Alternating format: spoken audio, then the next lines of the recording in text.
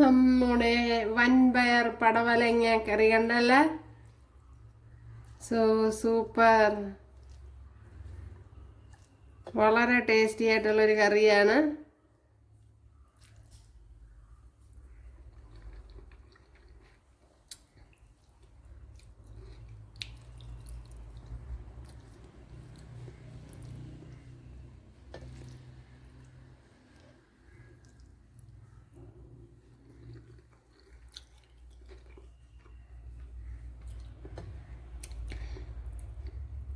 നല്ല ടേസ്റ്റും നല്ല ഹെൽത്തിയുമായിട്ടുള്ളൊരു റെസിപ്പിയാണ്.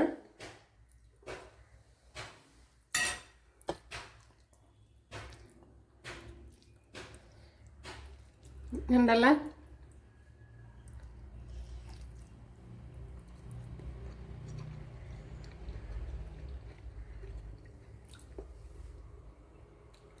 ഇപ്പോഴിതെങ്ങനെയാണ് തയ്യാറാക്കണമെന്ന് നോക്കാം.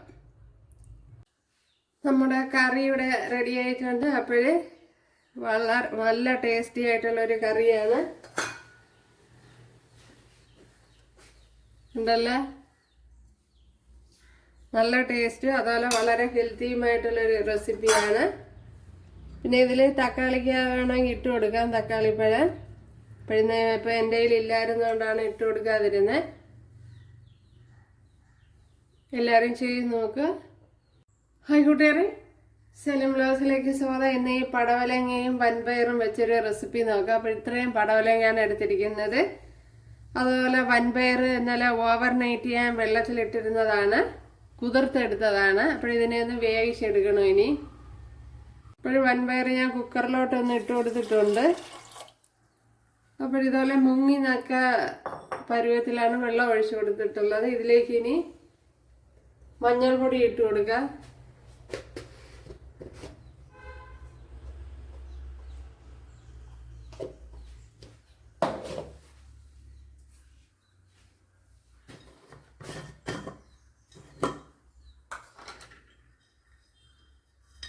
അതേപോലെ ഉപ്പിട്ട് കൊടുക്കുക.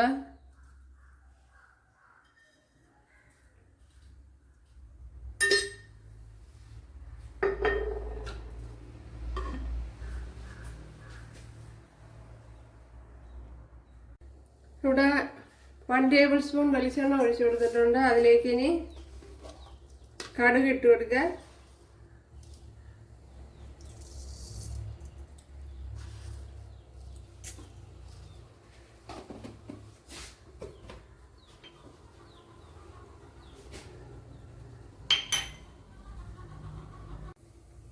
ഇവിടെ കടുക് പൊട്ടിയിട്ടുണ്ട്. അതിലേക്ക് വറ്റൽമുളക് ഇട്ട് കൊടുക്കുക.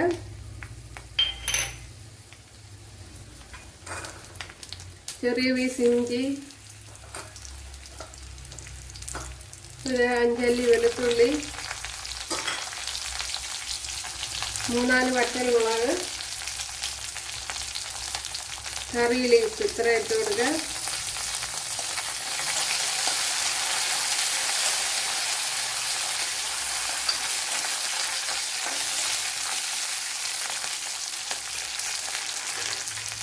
ഇതൊന്ന് വഴണ്ട് വരുമ്പോഴത്തേന് ഒരു 15 കുഞ്ഞുള്ളി എടുത്തിട്ടുണ്ട്, അത് തട്ടി കൊടുക്കുക.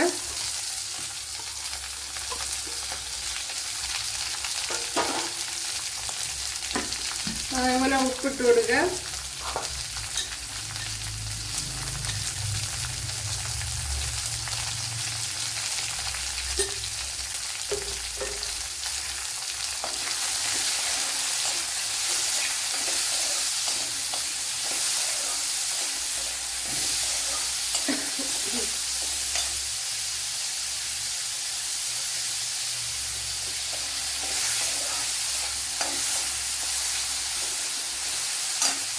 ഇതിലേക്ക് ഇനി കട്ട് ചെയ്ത് വെച്ചിരിക്കുന്ന പടവലങ്ങ ഇട്ട് കൊടുക്കുക.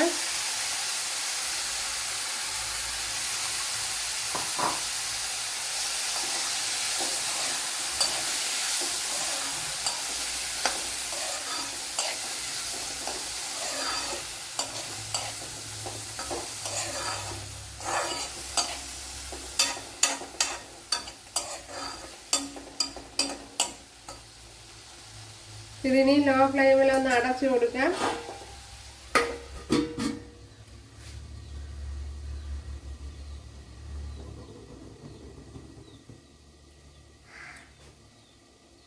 ലോ ഫ്ലെയിമിൽ അടച്ചു കൊടുത്തിട്ടുണ്ട്. ഒരു പിടി തേങ്ങ, 1/2 ടീസ്പൂൺ ജീരകം ഇത്രയൊന്ന് ഫൈനായിട്ടൊന്ന് അടിച്ചെടുക്കാം. ഇപ്പോഴിവിടെ പടവലങ്ങ വെന്തിട്ടുണ്ട് ഒരുവിധം കണ്ടല്ലേ. ഇതിലേക്ക് ഇനി വൻപയർ ഇട്ട് കൊടുക്കാം.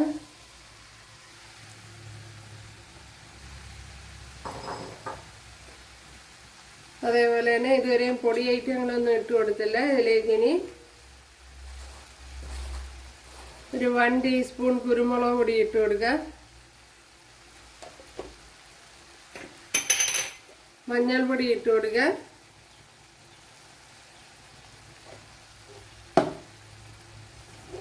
ജീരകത്തിൻ്റെ പൊടി ഇട്ട് കൊടുക്കുക. ഒരു 1/2 ടീസ്പൂൺ ജീരകത്തിൻ്റെ പൊടി.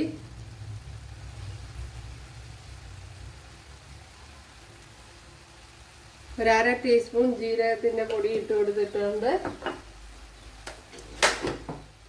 അതേപോലെ ഒരു 1 ടീസ്പൂൺ മല്ലിപ്പൊടി ഇട്ട് കൊടുക്കുക.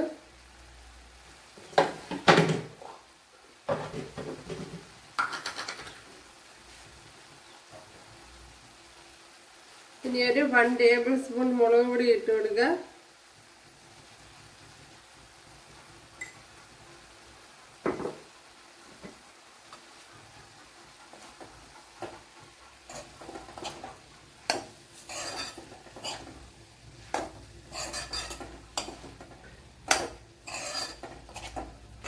ഇനി അരച്ചുകൊണ്ട് വന്ന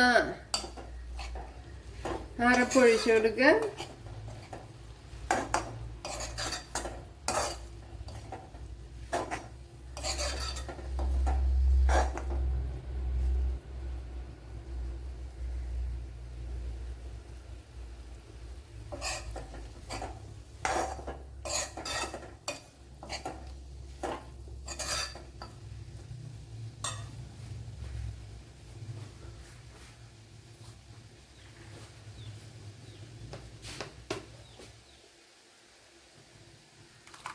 അരച്ച് വെച്ചിരിക്കുന്ന അരപ്പ് ഒഴിച്ചു കൊടുത്തിട്ടുണ്ട്. ഇനി ഇതിലേക്ക് ആവശ്യത്തിനുള്ള വെള്ളം ഒഴിച്ചു കൊടുക്കുക.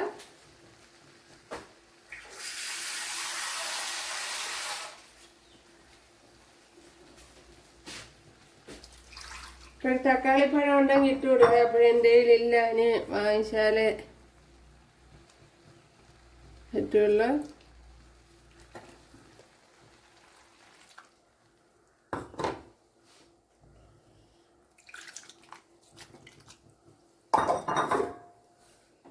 അപ്പോൾ ഇനി തീ കൂട്ടി വെച്ച് കൊടുക്കാം.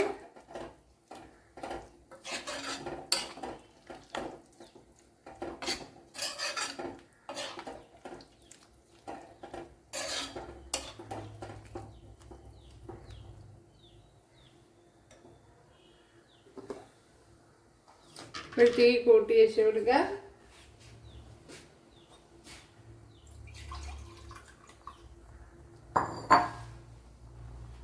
കുറച്ച് വെള്ളം കൂടെ ഒഴിച്ചു കൊടുക്കുക.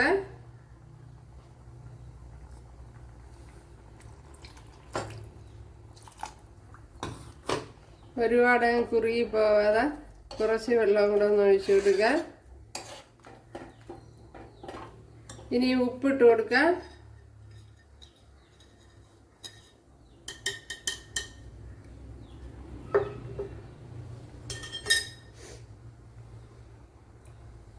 അതേപോലെ ഒരു നെല്ലിക്കയുടെ വലുപ്പത്തിലുള്ള പുളി എടുത്തിട്ടുണ്ട്, അത് ഒഴിച്ചു കൊടുക്കുക. അപ്പോൾ പുളിയൊക്കെ നോക്കിയിട്ട് ഒഴിച്ചു കൊടുക്കണം.